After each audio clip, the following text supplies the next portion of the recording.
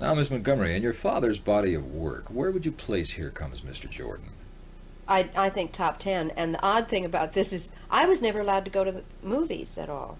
Isn't that the strangest thing?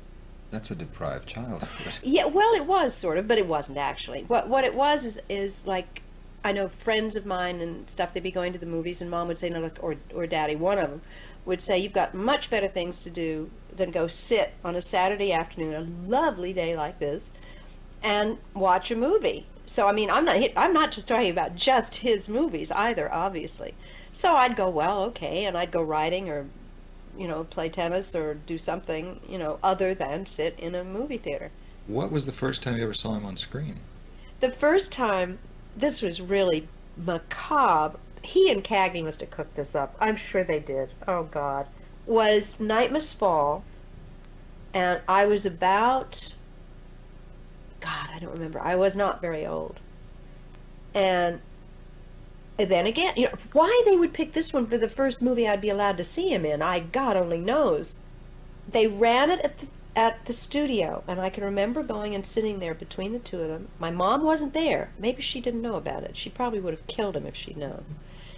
And I sat there watching this thing, not knowing half of what I was seeing. And of course, I hadn't seen it again. Last time I saw it was about 6 months ago.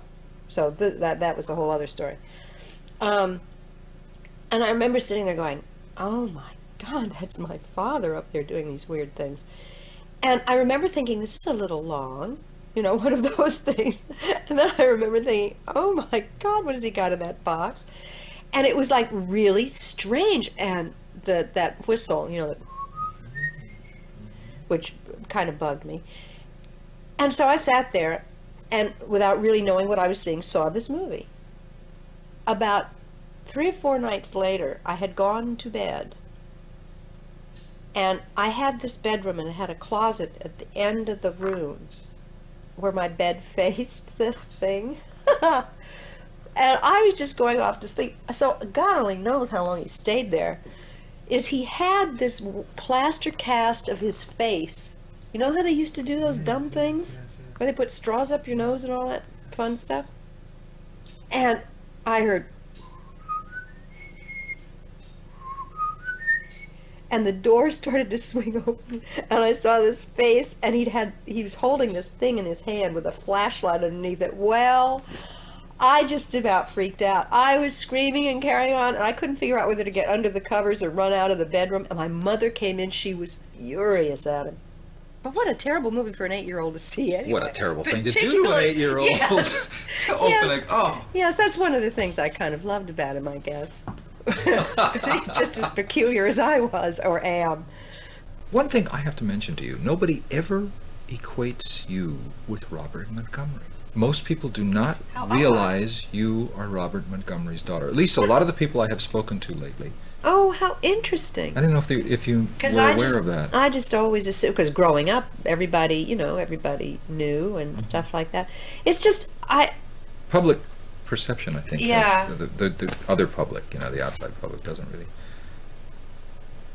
I was about to say, well, that's nice. I suppose it is, in a way, and maybe not in another way. I know that when I was first starting out,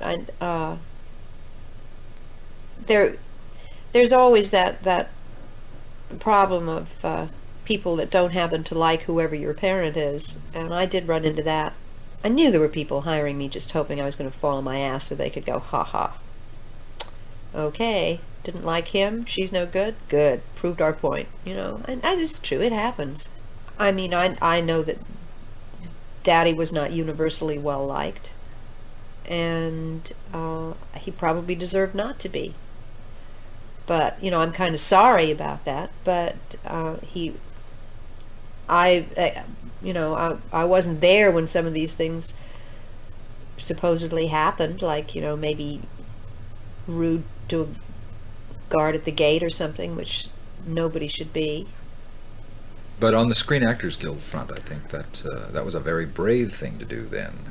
Yeah. Form a union which is directly opposed to everything the studios and the studio heads stood for. Yeah, I think, no, I agree with you. I agree, and that's something else I'm very proud of him for, too. And I think You see, it makes you wonder, though. He had to have a certain amount of support before he did that, and he did know a lot of people. So, I think he probably went to a number of actors that were fairly powerful and said, "Hey, you know, have you had enough of this? Because I sure as hell have, and why don't we do something about it?" I am kind of sure of this. I'm very sure of some of it.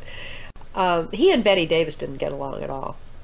And I adored Bette. I mean, she really, when I went to New York, and I was a baby in New York, and she really took me under her wing and stuff, and I would go and visit her and everything. I mean, I adored her.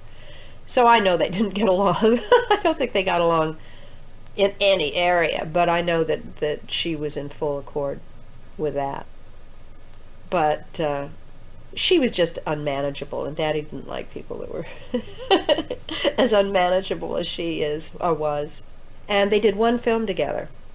I think they had a respect for each other's talent, but that was about as far as it went. I mean, there was no love lost between those two. And sometimes if I just wanted to rankle Daddy, he'd say, "Well, what are you doing this evening? You want to come for dinner?" "No, I can't. I'm going over to Betty's." "Oh," he'd say. Click. Now, how did your friendship with Bette Davis come about? Golly, I can't really remember. It just kind of happened.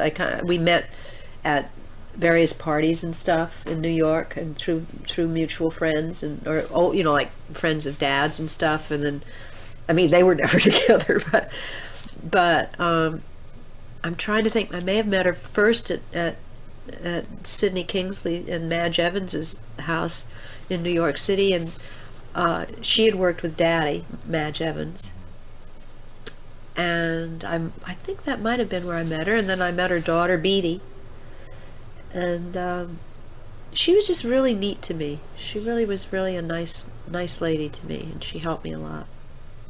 She had a place up in Maine called Which Way, appropriately enough, and she knew that. And I was up there visiting for a weekend. We had gone out to the garden to get some string beans or something, and I can remember sitting in front of this fireplace, and we were stringing beans and all that kind of stuff, and we're into this conversation, and I don't remember what started it, but we got into some kind of argument about something, and I was all of 16, I think, or 17, somewhere around there, maybe 18, I don't know, somewhere about well, close.